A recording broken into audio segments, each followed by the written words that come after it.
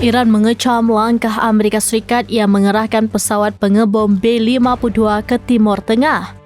Diketahui pesawat tersebut dikerahkan pada akhir pekan lalu.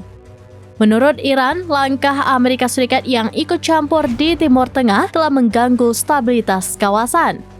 Dilansir Times of Israel, hal itu disampaikan oleh juru bicara Kementerian Luar Negeri Iran, Esmail Baghei, pada Senin 4 November 2024. Baghei mengatakan pihaknya selalu percaya bahwa kehadiran Amerika di wilayah ini adalah kehadiran yang mengganggu stabilitas. Menurutnya, pengerahan pesawat Amerika Serikat tersebut tidak akan menghalangi tekad Iran mempertahankan diri. Adapun diketahui, militer Amerika Serikat pada Sabtu 2 November lalu mengumumkan pengerahan pesawat pengebom B-52 ke Timur Tengah. Hal itu sebagai peringatan kepada Iran yang telah bersumpah akan membalas serangan Israel pada 26 Oktober. Presiden Amerika Serikat Joe Biden sendiri juga telah menghimbau penghentian eskalasi Iran-Israel, karena hal itu telah memicu kekhawatiran akan konflik besar di Timur Tengah.